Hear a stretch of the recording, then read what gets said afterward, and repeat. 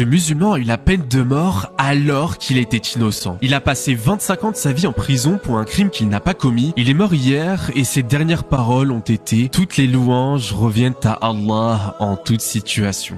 Tout commença en 1998 quand une journaliste, Felicia Gale, a été retrouvée assassinée chez elle. Alors que l'enquête de police piétine pendant des mois sans témoins ni pistes solides, un an plus tard, un détenu de prison nommé Henry Cole affirme que Marcellus Williams lui aurait avoué avoir tué Felicia Gale. Et en se basant sur ce témoignage douteux, la police décide quand même d'arrêter Marcellus. Pourtant, aucune preuve physique ne relie Marcellus au crime. Les empreintes digitales, les cheveux, les traces de pas et même l'ADN retrouvé sur l'arme du crime correspondent à celle d'un autre homme. Et alors que tout indique que Marcellus Williams n'a pas commis ce crime, le jury du procès, composé majoritairement de personnes blanches, ont condamné à mort Marcellus Williams. Et alors qu'il était en prison, Marcellus a dit en 2017 « Peu importe ce qu'Allah décide, je serai satisfait ». Malheureusement, malgré des preuves indéniables de son innocence, Marcellus Williams a été mis à mort hier. Allah lui ouvre sa miséricorde et lui accorde le paradis.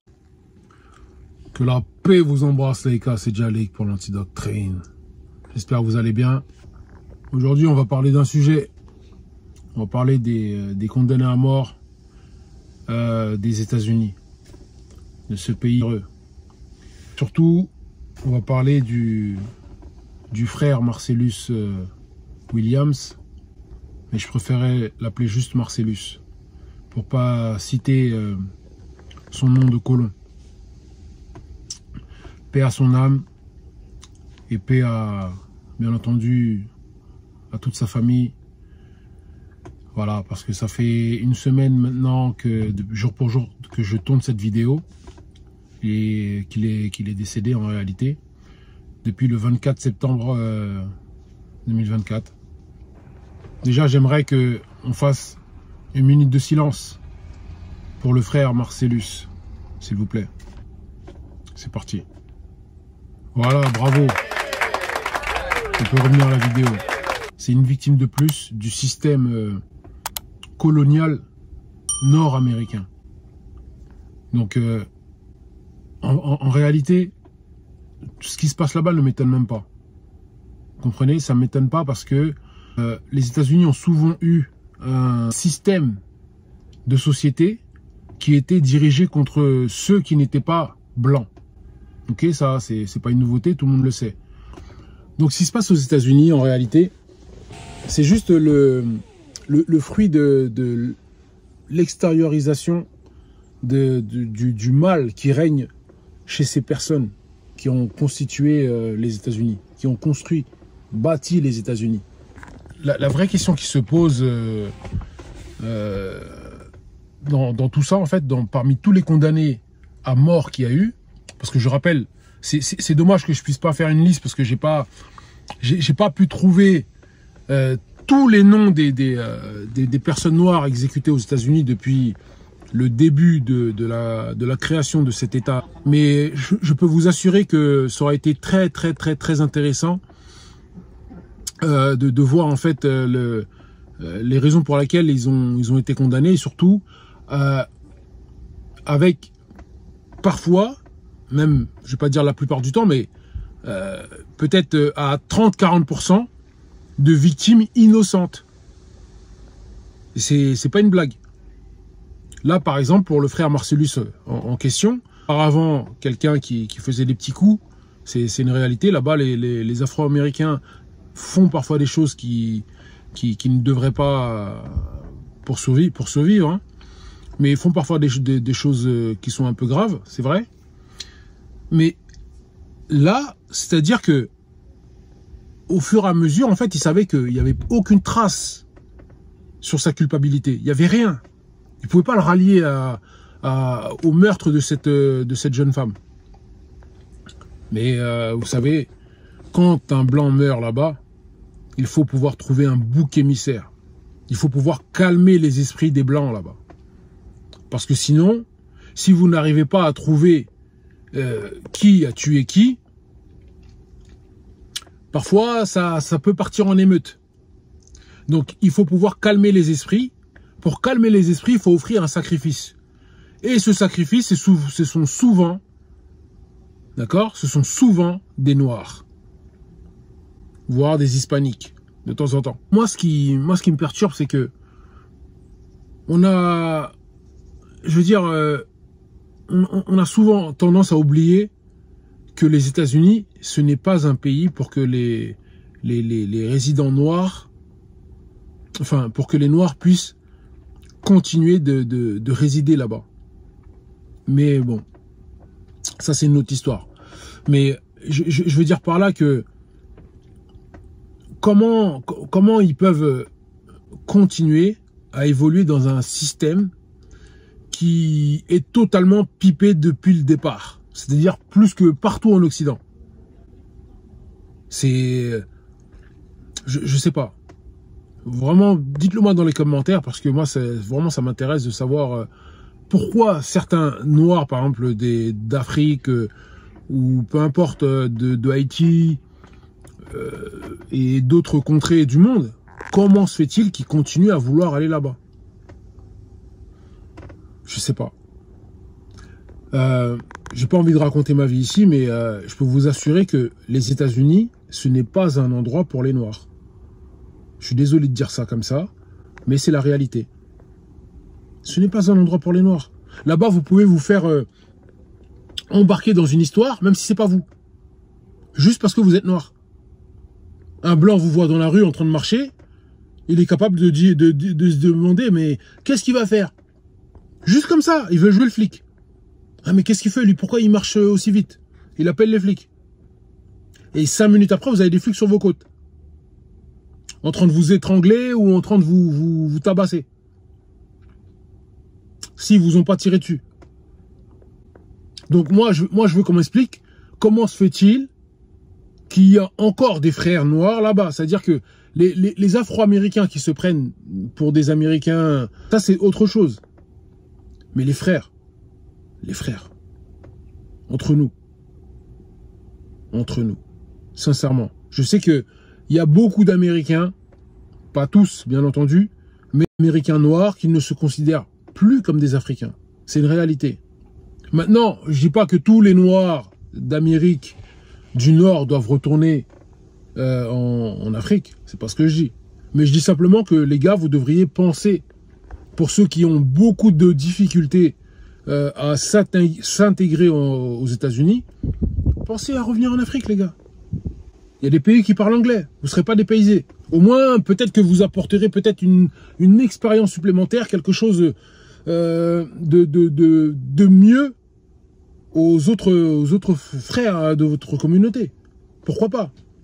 Maintenant, si c'est pour aller faire des dingueries là-bas, non. Restez chez vous. Restez là-bas. Je voudrais parler aussi d'une chose. C'est que, malheureusement, il y a les Noirs là-bas ont parfois aussi des fautes pour eux.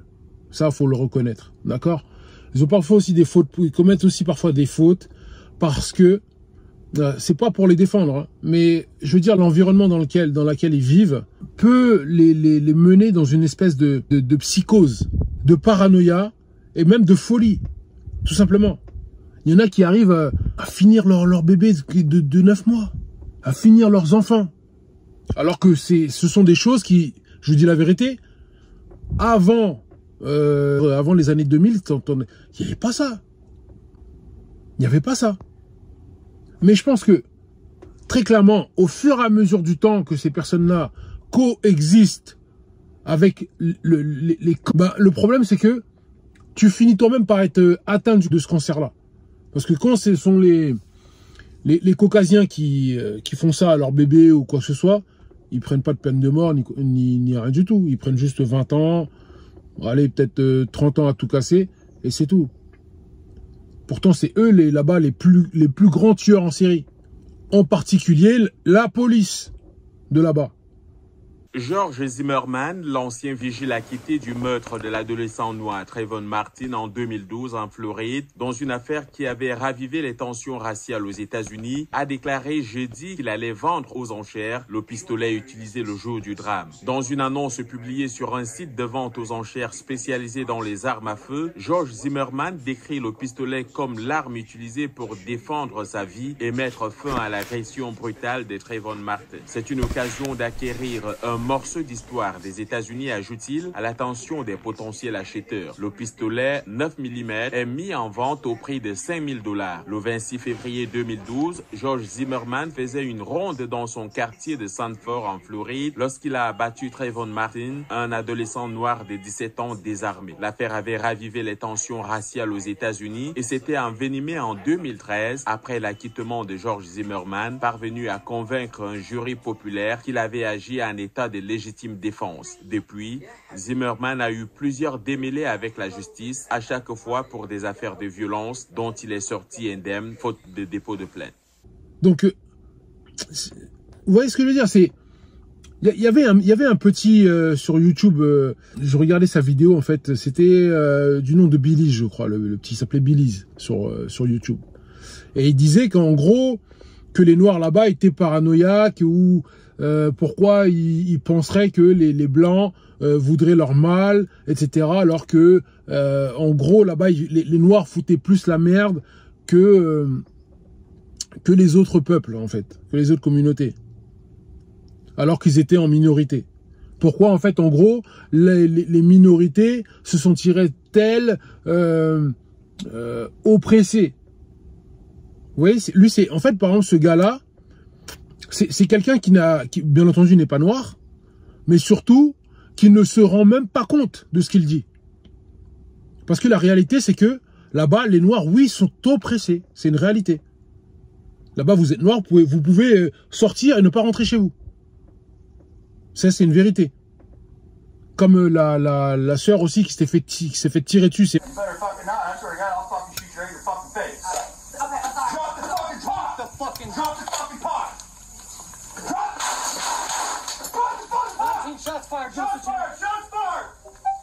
Le policier auteur des tirs, Sean Grayson, a été inculpé pour homicide volontaire. Joe Biden et Kamala Harris ont tous deux réagi. La mort de Sonia aux mains d'un policier nous rappelle que les Noirs américains sont trop souvent confrontés à des craintes pour leur sécurité. Il nous reste beaucoup à faire pour que notre système judiciaire soit à la hauteur de sa mission. La famille de Sonia Massé et leur avocat ont eux aussi pris la parole.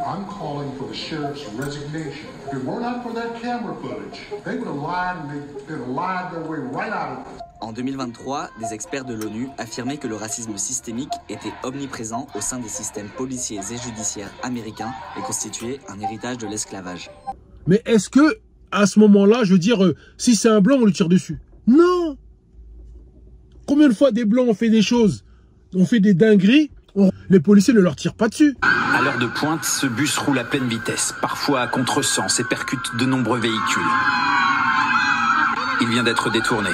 À son bord, 17 passagers retenus en otage par un homme armé. Au départ, une dispute qui a mal tourné. Un homme a été blessé par balle. Quand la police arrive sur place, le suspect refuse de se rendre. Il prend le chauffeur en otage et, pistolet sur la tempe, lui intime l'ordre de partir le plus vite possible. Il disait n'arrête pas ce bus, ou la situation va encore empirer. C'est vraiment le genre de choses qu'on voit seulement dans les films. Pendant 50 minutes, je n'avais aucune idée de ce qui se passait dans ce bus pour ma femme. Le suspect est interpellé, un homme... Bien caucasien.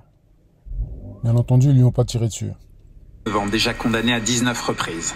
Le passager touché par balle, lui, est mort des suites de ses blessures. Quand c'est des blancs, les policiers ne leur tirent pas dessus. Mais quand ce sont des noirs ou des hispaniques, ils leur tirent dessus comme si c'était normal. Comme si c'était un gibier ou n'importe quoi. C'est là où je veux en venir. Vous voyez, donc les personnes qui parlent sur les États-Unis sans savoir ce qu'il en est vraiment, taisez-vous. Donc Billy, c'était bien gentil. Reste dans ta catégorie sur les relations hommes-femmes. Et c'est très bien comme ça. D'accord, ne t'embourbe pas sur les conditions d'hommes noirs aux États-Unis. C'est trop puissant pour toi. Pour toutes les personnes qui veulent faire ça, c'est trop puissant pour vous. Ne vous embourbez pas là-dedans. Vous ne savez pas ce que c'est. D'accord? Vous ne savez pas ce que c'est d'être noir. Vous ne savez pas ce que c'est d'être noir aux États-Unis.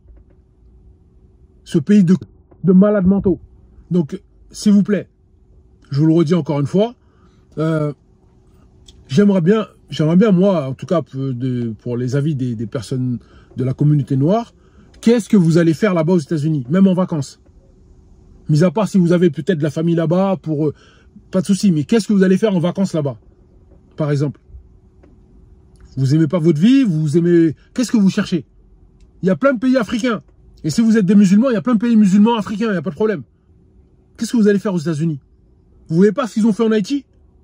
Vous voyez pas ce qu'ils font dans toute l'Amérique entière? Et dans le monde entier? Ils sont partout chez vous, par contre, personne n'est chez eux. Et ils ne font, bien entendu, qu'exécuter les noirs.